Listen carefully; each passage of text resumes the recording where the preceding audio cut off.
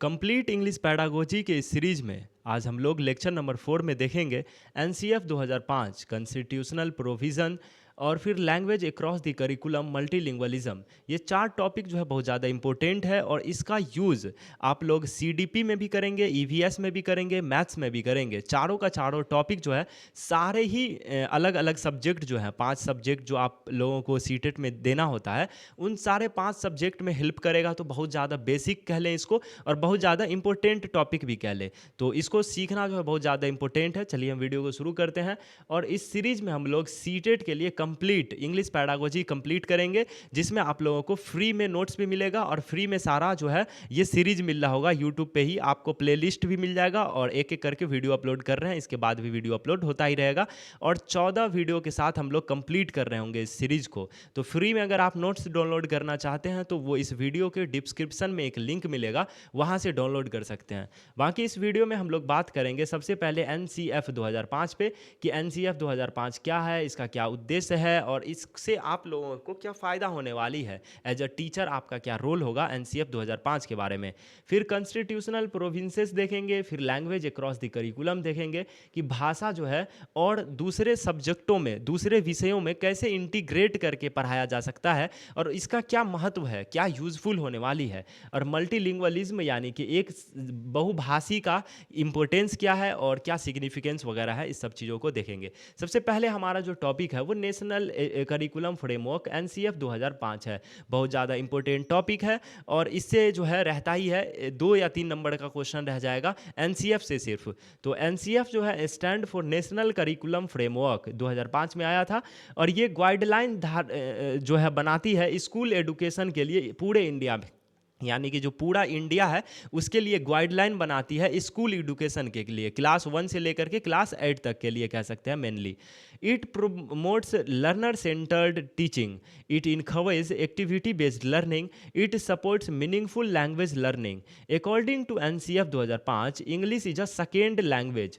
NCF जो है English को सेकेंड लैंग्वेज मानती है क्योंकि हमारा जो इंडिया है इसमें मेजोरिटी परसेंटेज ऑफ लोग जो हैं वो हिंदी बोलते हैं, बाकी सब तमिल तेलुगु वगैरह बोलते हैं।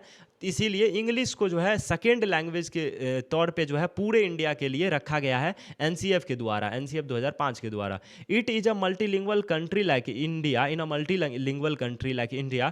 चूँकि इंडिया एक बहुभाषिक देश है यहाँ पे बहुत सारे भाषाओं को मान्य प्राप्त है और सब बोलते भी हैं, डाइवर्सिटी इन लैंग्वेज है। यहाँ पे इंग्लिश को ग्लोबल लैंग्वेज भी बोला जाता है और मल्टीलिंगुअलिज्म जो है एक रिसोर्स है, एक प्रॉब्लम नहीं। मल्टीलिंगुअलिज्म का मतलब होता है कि बहुत सारा बोलना भाषा एक जगह पे, यानी कि एक क्लासरूम में एग्जाम्पल के तौर पे हम लोग देख सकते हैं कि मान लीजिए कि आप क्लास में पढ़ाने गए और वहाँ पे जो है 10 बच्चे हैं, 10 में से 4 बच्चे इंग्लिश बोल रहे हैं, 2 बच्चे हिंदी बोल रहे हैं, 4 बच्चे जो है उर्दू बोल रहे हैं। तो इसको हम लोग डाइवर्सिटी इन लैंग्वेज या फिर मल्टीलिंगुअलिज्म भी बोलेंगे। इसको एक रिसोर्स के तौर पे, इसको एक फ़ायदे के तौर पे यूज़ करना है हम लोगों को, ना कि एक प्रॉब्लम के तौर पे। एक समस्या नहीं है ये, एक सोल्यूशन कह ले या फिर एक रिसोर्स कह ले।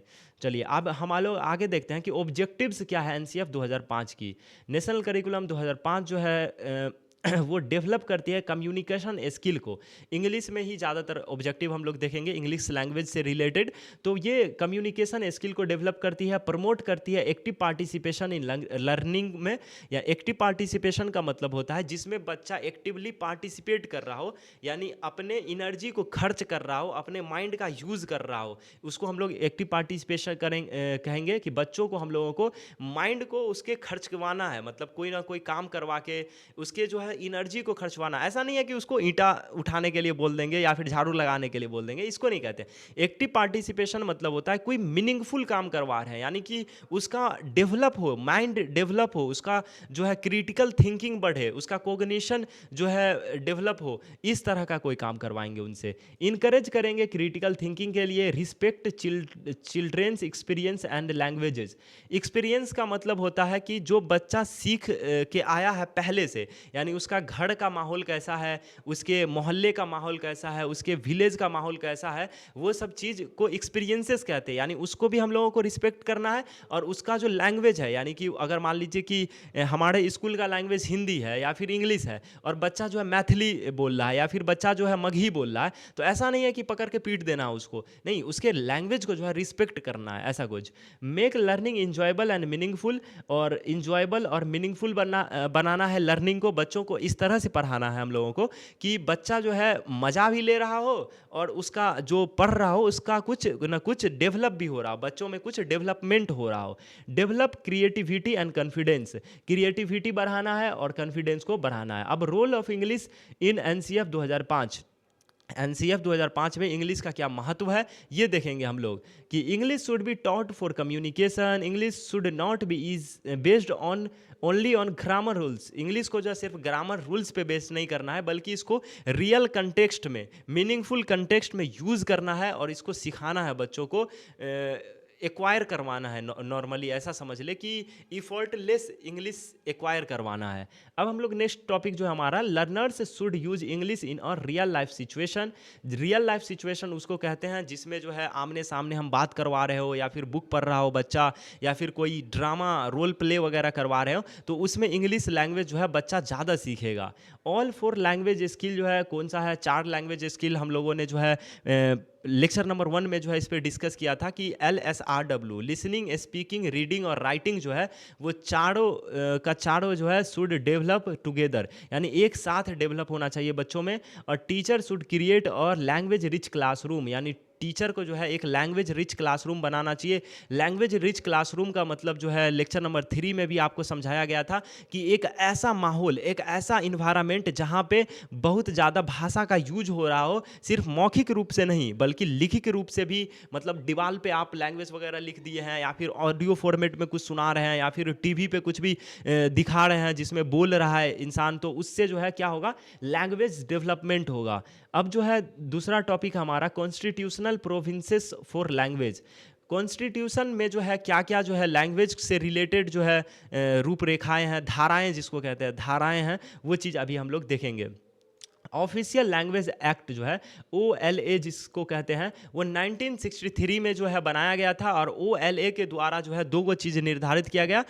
उसमें से पहला था, देखिए हमारा नेशनल लैंग्वेज नहीं है, आपको सबको पता है कि इंडिया का कोई भी नेशनल लैंग्वेज नहीं है, जिसको हम लोग राष्ट्रीय भाषा कहते हैं, वो इंडिया के पास नहीं है। बहुत सारे लोगों को लगता है कि हिंदी जो है हमारा नेशनल लैंग्वेज है, ऐसा नहीं है। हिंदी हमारा नेशनल लैंग्वेज नहीं है, वो ऑफिशियल लैंग्वेज है, सरकारी लैंग्वेज है। तो देश का जो है, यानी कि स्टेट का, यानी इंडिया का जो ऑफिशियल लैंग्वेज बनाया गया था वो हिंदी को बनाया गया था, और एसोसिएट ऑफिशियल लैंग्वेज इंग्लिश को बनाया गया था। ये चीज़ याद रहेगा आप लोगों को, यानी कि सरकारी भाषा जो है किसको बनाया गया था, हिंदी को, और सहायक सरकारी भाषा किसको बनाया गया, इंग्लिश को। और इसको उर्दू में कैसे बताएंगे, उर्दू में क्या था इसका नाम, हम थोड़ा सा भूल रहे हैं। ये ऑफिशियल लैंग्वेज को शायद वो था कि जो भी था हम भूल गए, अभी छोड़ो। तो अभी इंग्लिश पैडागोजी पढ़ा रहे हैं, तो इसीलिए इंग्लिश में बात करेंगे।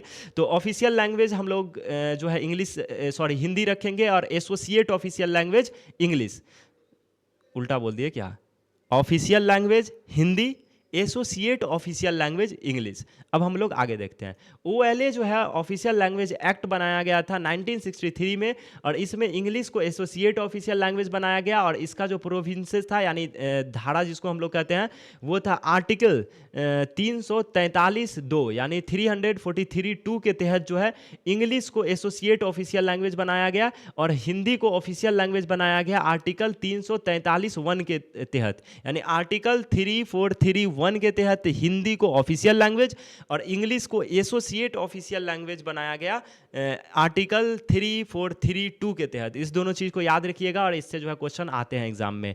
3 लैंग्वेज फॉर्मूला जो है कठारी कमीशन में दिया गया था, जो कि 1964-66 में आसपास हुआ था, और उसमें बताया गया था कि इंडिया के लोगों को जो है कम से कम 3 भाषा का ज्ञान होना चाहिए। पहला भाषा जो होगा वो उसका मदर टंग होगा। अगर मदर टंग मान लीजिए हिंदी है, तो दूसरा भाषा कौन सा होना चाहिए, या तो इंग्लिश रख ले या कोई और दूसरा जो 22 भाषाओं को मान्य प्राप्त है इंडिया में, एज यू नो, आप लोगों को पता ही होगा। तो 22 भाषाओं में से कोई दूसरा भाषा ले ले, और फिर अगर दूसरा भाषा जो है, मान लीजिए कि अगर इंग्लिश चूज कर लेते हैं, तो फिर तीसरा भाषा जो है उन 22 भाषाओं में से कोई तीसरा भाषा ले ले। तो इस तरह से आप लोगों को 3 भाषा जो है कम से कम बोलने के लिए आना चाहिए इंडिया में। इसी को हम लोग 3 लैंग्वेज फॉर्मूला कहते हैं, जिसको कोठारी कमीशन में जो है पास करवाया गया था। लेकिन इसी के वजह से जो है साउथ में आप सुनते होंगे कि कभी कभी लड़ाई हो जाता है कि वो NEP 2020 को नहीं मानता है, क्योंकि NEP 2020 जो है ये 3 लैंग्वेज फार्मूला को जो है लागू करने की बात की जा रही है, और साउथ वाले मानने के लिए तैयार नहीं है। साउथ मतलब कि तमिलनाडु, ये वो सब केरल वगैरह जो स्टेट वगैरह है, उधर वाला स्टेट, उन लोगों की बात है। तो इस पर अलग बहस है। हालांकि हम लोग अभी देख रहे हैं 3 लैंग्वेज फार्मूला ये प्रपोज किया गया था या फिर डिस्कस किया था कोटारी कमीशन में 1964 से 1966 में हुआ था वो। It was promotes learning 3 language in school. First language जो होगा वो कौन सा होगा, या तो मदर टंग होगा या फिर रीजनल लैंग्वेज होगा, दोनों में से कोई एक होगा, ये याद रखिएगा, या तो मदर टंग या फिर रीजनल लैंग्वेज। हालांकि दोनों को एक ही लैंग्वेज हम लोग मानते हैं, क्योंकि जो रीजनल लैंग्वेज होगा वही तो मदर टंग होगा। अब सेकेंड लैंग्वेज जो होगा वो इंग्लिश हो सकता है या फिर अनदर इंडियन लैंग्वेज हो जाएगा, डिपेंडिंग ऑन स्टेट, आपका कौन सा स्टेट है उस पर डिपेंड करके आपका कुछ भी हो सकता है। और थर्ड लैंग्वेज जो हो जाएगा वो इंग्लिश होगा या फिर अनदर मॉडर्न इंडियन लैंग्वेज हो जाएगा। तो इसके साथ जो है हम लोग अब नेक्स्ट जो लैंग्वेज वाला देखेंगे वो है कि लैंग्वेज अक्रॉस द करिकुलम। ये हमारा नेक्स्ट टॉपिक है। और लैंग्वेज अक्रॉस द करिकुलम का मतलब होता है कि भाषा का उपयोग सिर्फ एक सब्जेक्ट के रूप में नहीं करना चाहिए, बल्कि जितना सारा सब्जेक्ट है उनमें भी करे। अगर खेल खिला रहे हैं तो खेल में भी भाषा का उपयोग हो, अगर प्रेयर करवा रहे हैं तो प्रेयर में भी भाषा का उपयोग हो, लंच करवा रहे हैं तो लंच में भी भाषा का उपयोग हो, और अगर ट्रिप पे ले जा रहे हैं बच्चों को तो ट्रिप पे ले जाने के लिए भी भाषा का उपयोग हो, अगर लड़ाई करवा रहे हैं तो लड़ाई में भी भाषा का उपयोग हो। हर जगह पे भाषा का उपयोग करवाना है। इसीलिए लैंग्वेज अक्रॉस दी करिकुलम कहा गया है, यानी कि करिकुलम में पूरा गुत्थम गुत्था कर देना है, पूरा इंटीग्रेट कर देना है लैंग्वेज को, भाषा को। तो LAC जो है लैंग्वेज अक्रॉस दी करिकुलम, वो उसका डिफिनेशन है। और language learning is not limited to one subject, जैसा कि मैंने कहा कि एक ही भाषा के सब्जेक्ट के रूप में जो है इसको बांध के नहीं रखना है, बल्कि इसको इंटीग्रेट कर देना है हर सब्जेक्ट में, हर चीज़ में इंटीग्रेट कर देना है लैंग्वेज को। Language is used in every school subject, okay. और student learn language while learning other subjects, यानी कि स्टूडेंट जो है लैंग्वेज को सीख सकता है, पढ़ सकता है जब कोई दूसरा सब्जेक्ट पढ़ रहा हो। जैसे कि मैथ पढ़ रहा होगा तो हो सकता है मैथ अगर आप इंग्लिश में दे रहे हो या फिर हिंदी में दे रहे हो, हिंदी भी भाषा है, उर्दू भी भाषा है, सब भाषा आपको पता ही है। तो कोई भी भाषा सीखना जो है भाषा लर्निंग का ही जो है वो एग्जाम्पल कहलाएगा। तो अगर हिंदी में मान लीजिए मैथ्स है तो वहाँ पे जो है मैथ्स भी सीख रहा है बच्चा और हिंदी भी सीख रहा है। अगर मान लीजिए कि सोशल साइंस इंग्लिश सब्जेक्ट में है, इंग्लिश लैंग्वेज में है, तो सोशल साइंस अगर का बुक अगर बच्चा पढ़ रहा है तो सोशल साइंस भी सीख रहा है, उसके साथ इंग्लिश का भी उसका डेवलपमेंट हो रहा है। इसी को हम लोग language across the curriculum LAC कहते हैं। English can be used in history, science, mathematics, EVS and social science. अगर आप लोग इंग्लिश के टीचर हैं या फिर इंग्लिश के टीचर बनते हैं अपने स्कूल में, तो आप इंग्लिश को as a science, math, EVS वगैरह के रूप में भी पढ़ा सकते हो अपने स्कूल में। LAC जो होगा language across the curriculum improves both language skill and subject understanding. एक तो ये लैंग्वेज को जो है सुधारेगा ही, उसके बाद सब्जेक्ट अंडरस्टैंडिंग, यानी कि आप जो भी सब्जेक्ट पढ़ रहे होंगे, जैसे कि मैथ पढ़ रहे हो या फिर साइंस पढ़ रहे हो, SST पढ़ रहे हो, तो उस सब्जेक्ट को भी जो है ये सुधारेगा, उसमें जो है मदद करेगा। अब हमारा जो नेक्स्ट टॉपिक है वो है objective of LAC, language across the curriculum का ऑब्जेक्टिव क्या है। Improve communication skill, increase vocabulary, improve reading and writing skill. बिल्कुल सही बात है।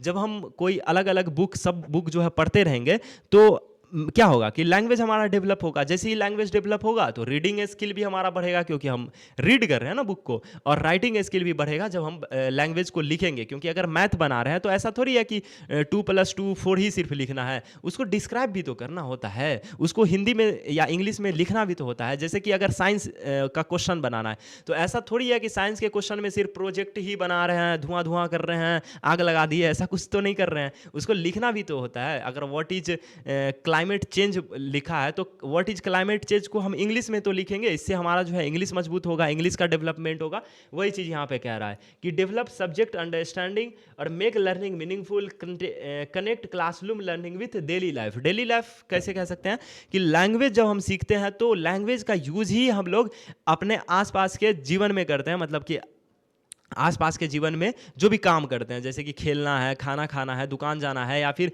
कोई भी काम करना है, लड़ाई करना है, झगड़ा करना है, गाली देना है, तो हम लैंग्वेज के यूज़ से ही ये सारे काम करते हैं। अब role of teacher in LAC, आपका क्या रोल होगा, क्योंकि आप ही तो टीचर बनने वाले हो सीटेट पास करके, तो LAC language across the curriculum में आपका क्या काम होगा और आप इसको किस तरह से यूज़ करेंगे कि आपका बच्चा जो है अच्छे से लैंग्वेज को सीख पाए, चाहे वो इंग्लिश लैंग्वेज हो या फिर हिंदी लैंग्वेज हो।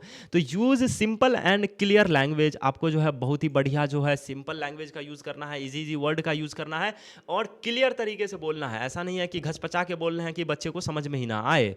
इनकरेज क्लासरूम डिस्कशन, अगर आपको जो है क्लासरूम में डिस्कशन को, डिस्कशन कहते हैं वाद विवाद, विवाद नहीं, विचार को, जो भी कुछ कि मतलब बच्चों में बातचीत करवा रहे हैं, that is called discussion.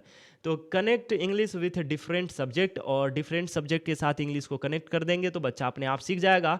Give opportunity for speaking and writing, बच्चों को जो है मौका देंगे हम बोलने के लिए। ऐसा करेंगे कि बच्चे को खड़े करेंगे और बोलेंगे कि भाई तू आज ऐसा कर कि खीर खाता है, तो वो बोलेगा यस सर आई ईट खीर। खीर का इंग्लिश क्या होता है आप लोग कमेंट में ज़रूर बताना। अगर खीर का इंग्लिश खीर ही होता है तो कोई दिक्कत की बात नहीं है। अगर जैसे कि एग्जाम्पल के तौर पे आप उससे पूछ सकते हो कि एप्पल तुम जानते हो, वो बोलेगा yes sir I know Apple. तो बोलोगे आप कि ऐसा करो कि एप्पल के बारे में 5 लाइन बोलो या फिर 5 जो है सेंटेंस बनाओ इंग्लिश में। तो इस तरह से आप अपॉर्चुनिटी देंगे उसको बोलने के लिए, या फिर उसको बोलेंगे कि कुछ भी बोलो, अपने मन से कुछ भी बोलो लेकिन इंग्लिश में बोलो। तो इस तरह से हम लोग इंग्लिश सिखा सकते हैं उसको, अपॉर्चुनिटीज़ वगैरह दे करके पढ़ने के लिए और लिखने के लिए भी। प्रमोट एक्टिव पार्टिसिपेशन, अभी जैसे कि हम अभी बताए हैं क्लास में जो जो करना चाहिए वो भी एक्टिव पार्टिसिपेशन का ही जो है एक एग्जाम्पल था।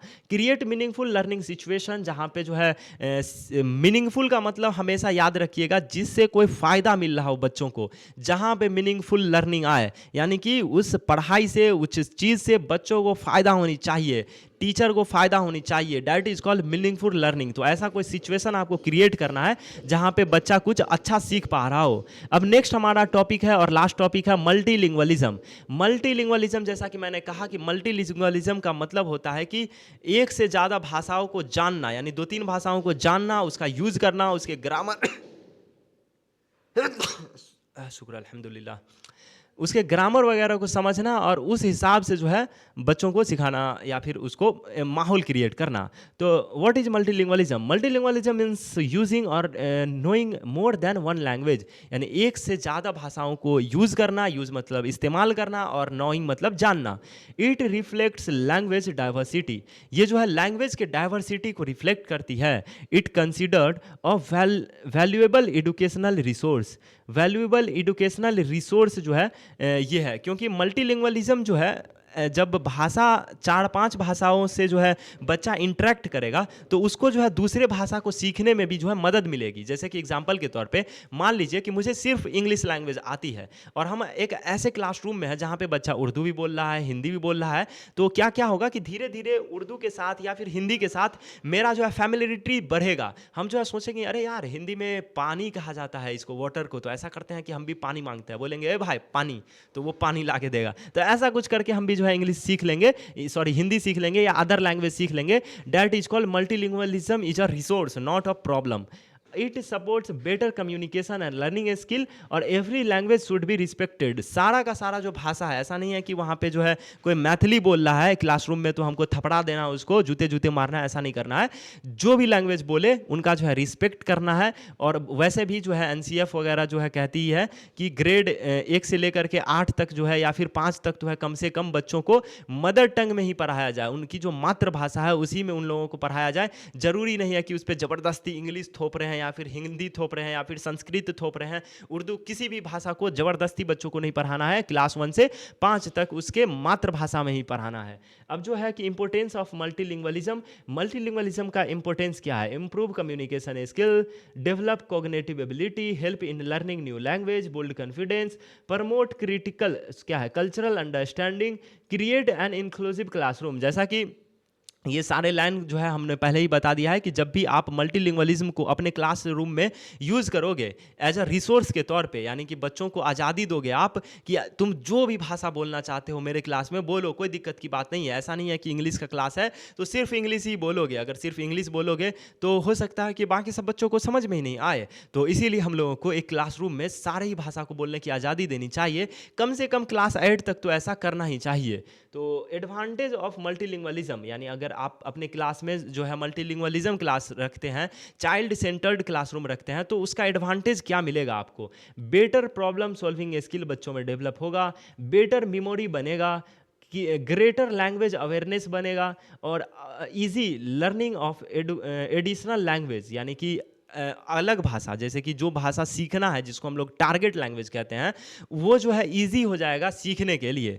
इम्प्रूव एकेडमिक परफॉर्मेंस और encourage national unity in diversity. Unity in diversity का मतलब होता है कि एकता में अनेकता, अनेकता में एकता, जो भी कुछ ऐसा कुछ कि मतलब सारे लोग एक साथ रह के जब मिल करके कोई काम करेंगे तो वो काम जो है बढ़िया से होगा। तो ऐसा है कि अकेले अकेले कोई काम को नहीं करना है, सारे लोग मिल करके करेंगे तो यूनिटी बढ़ता है। जैसे कि आप अलग अलग लैंग्वेज बोलने वाले से प्यार करते हैं, मोहब्बत करते हैं, और उनको जो है एक साथ क्लासरूम में बोलने की आज़ादी देते हैं, भेदभाव नहीं करते हैं, फियर फ्री माहौल रखते हैं, तो वहाँ पे जो है मोटिवेट होते हैं, बच्चा स्ट्रेस फ्री होकर के बढ़िया सीख पाते हैं। तो उनका क्रिएटिविटी बढ़ता है, प्रॉब्लम सॉल्विंग स्किल बढ़ता है ना, लॉजिकल थिंकिंग बढ़ता है। तो इस हिसाब से जो है हमारा नेक्स्ट टॉपिक है role of teacher in a multilingual classroom.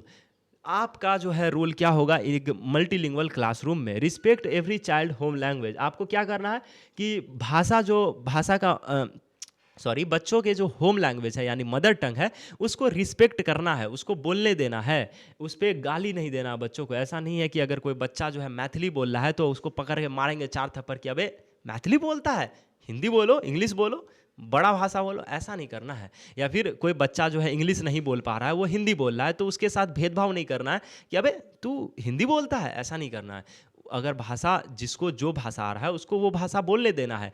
और अगर जो भाषा सिखाना है, टारगेट लैंग्वेज जिसको कहते हैं, उससे थोड़ा थोड़ा इंटरेक्ट करवाते रहना है। जैसे कि इंग्लिश नहीं आ रहा है तो इंग्लिश का थोड़ा थोड़ा वर्ड वगैरह बताते रहेंगे तो वो जो है अपने आप सीखता रहेगा। इसीलिए जो है प्रिंट रिच इन्वायरमेंट बनाएंगे, लैंग्वेज रिच इन्वायरमेंट बनाएंगे तो भाषा जो है सीखना आसान हो जाएगा बच्चों के लिए, अलग अलग भाषा। ये जो है यूज़ मल्टीलिंगुअल एक्टिविटीज़ वगैरह हम यूज़ कर सकते हैं एज अ टीचर के रूप में, और इनकरेज कर सकते हैं स्टूडेंट को कि यूज़ देयर लैंग्वेज एक्सपीरियंसेस, यानी अपने लैंग्वेज भाषा का जो एक्सपीरियंस है, यानी वो जो घर से भाषा सीख के आए हैं उसको शेयर करें बच्चों के साथ। और प्रमोट करवा सकते हैं इक्वल पार्टिसिपेशन, यानी कि इक्वल पार्टिसिपेशन का मतलब यह है कि सारे भाषाओं को जो है इक्वली वैल्यू दे करके, और उसमें जो है कुछ कुछ एक्टिविटी वगैरह करवाएंगे तो सारा भाषा जो है प्रमोट होगा, एक दूसरे से जो है भाषा सीखेंगे बच्चे। नेवर डिस्करेज एनी लैंग्वेज, कभी भी डिस्करेज नहीं करना है किसी लैंग्वेज को। Create a friendly and inclusive classroom. Inclusive का मतलब होता है कि हर तरह के बच्चों को, चाहे वो मार्जिनलाइज्ड हो, गरीब हो, अलग अलग कैटेगरी के हो, और फिर अलग अलग डाइवर्सिटी से आते हो, अलग अलग लैंग्वेज के हो, उनको एक साथ एक क्लासरूम में रख करके बिना किसी भेदभाव के पढ़ाना।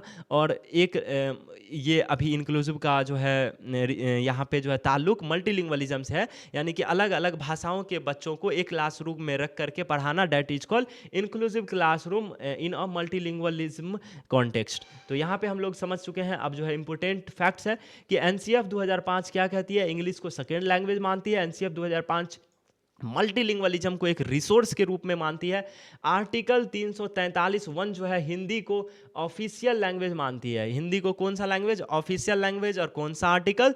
343(1). और 343(2) जो है आर्टिकल, वो इंग्लिश को एसोसिएट ऑफिशियल लैंग्वेज मानती है। अब जो है ओला जो है ऑफिशियल लैंग्वेज एक्ट, वो 63 में आया था।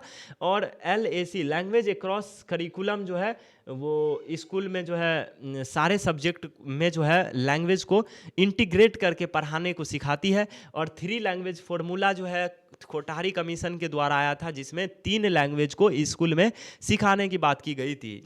इसके साथ जो है आज का हमारा लेक्चर 4 जो है कंप्लीट होता है। और आज जो है बेसिक बहुत सारी चीज़ों को हम लोग समझ चुके हैं। अगर आपको लेक्चर समझ में नहीं आया हो तो एक बार फिर से स्टार्ट कीजिए और फिर से देखिए, इस बार पक्का समझ में आ जाएगा, क्योंकि 2 बार 3 बार चीज़ों को देखने से समझ में आ जाता है। बाकी ये नोट जो अभी आप देख रहे हैं जिससे हम पढ़ा रहे हैं, या फिर फुल इंग्लिश पैडागोजी का नोट जो मैंने बनाया है, शॉर्ट नोट, जिसको पढ़ करके आपका आराम से जो है 30 में से करीब 28-29 नंबर आ रहा होगा, उस टाइप का नोट अगर आप डाउनलोड करना चाहते हैं तो डिस्क्रिप्शन में एक लिंक है, वहाँ पे क्लिक करके आप फ्री में डाउनलोड कर सकते हैं। बाकी आप लोग कुछ क्वेश्चन देख लेते हैं जिससे जो है और समझने में आसानी होगी। पहला क्वेश्चन है हमारा, क्या है पहला क्वेश्चन? पहला क्वेश्चन है, according to NCF 2005 which of the following best describe the role of English in school. NCF 2005 के को लेकर के कह रहा है कि रोल ऑफ इंग्लिश क्या है स्कूल में। English should be taught mainly through grammar drill से ना English should be taught as a means of meaningful communication. ये थोड़ा सा सही लग रहा है। आगे देखते हैं, English should be introduce only at secondary level. ऐसा नहीं है ब्रो, ऐसा ये कह रहा है कि सेकेंडरी लेवल पे जाकर के ही इंग्लिश को जो है इंट्रोड्यूस करवाना है बच्चों में। ना, क्लास 1 से भी इंग्लिश को इंट्रोड्यूस करवा सकते हैं। किसने कहा ऐसा बात? English should replace all regional language, ये भी गलत है। तो बी आंसर के साथ हम लोग आगे बढ़ेंगे नेक्स्ट क्वेश्चन की तरफ, जो कि है, according to NCF 2005 multilingualism is viewed as. Multilingualism को किस तरह से एनसीएफ दिखाती है? हमने पहले ही बात कर चुका है कि मल्टीलिंगुअलिज्म जो है रिसोर्स है, प्रॉब्लम नहीं है, समस्या नहीं है, रिसोर्स है, फायदा है। तो बैरियर के रूप में बक, और प्रॉब्लम इन क्लासरूम बक, और वैल्यूबल एजुकेशनल रिसोर्स, बिल्कुल सही बात। तो सी जो है वो सही आंसर हो जाएगा। और cause of poor academic performance गलत हो जाएगा। तो सी ऑप्शन के साथ हम लोग नेक्स्ट क्वेश्चन की तरफ बढ़ेंगे, जो कि क्वेश्चन नंबर हमारा 3 है, जो कह रहा है कि लैंग्वेज अक्रॉस द करिकुलम जो है उसका क्या मतलब होता है। तो language learning is limited in the school classroom, language is used to support learning in all school subject, language focus only on grammar teaching, जो कि बिल्कुल गलत है। और language is applicable only in language teacher, ये भी गलत है। बी आंसर जो है यहाँ पे सही लग रहा है कि language is use to support learning in all subject. Language across the curriculum का मतलब मैंने बताया ही था कि सारे सब्जेक्टों के साथ जो है लैंग्वेज को जो है इंटीग्रेट कर देना, that is called language across the curriculum. तो बी सही हो जाएगा। और तीसरा है हमारा 3 लैंग्वेज फॉर्मूला, जो कि कोठारी कमीशन ने दिया था, वाज फर्स्ट रिकमेंडेड बाय, तो कोठारी कमीशन सही आंसर हो जाएगा इसका, ऑप्शन नंबर सी। और नेक्स्ट हमारा जो टॉपिक है, सॉरी क्वेश्चन है, वो है, which of the following correct match the constitutional provision which it purposes. Article 343(1) जो है इंग्लिश को एसोसिएट ऑफिशियल लैंग्वेज, बिल्कुल नहीं, वो तो आर्टिकल 343(2) देता है, इसीलिए ये गलत हो जाएगा। आर्टिकल 343(2) जो है हिंदी को ऑफिशियल लैंग्वेज मानती है, ये भी गलत है, क्योंकि आर्टिकल 343 जो है वो इंग्लिश को एसोसिएट ऑफिशियल लैंग्वेज मानती है।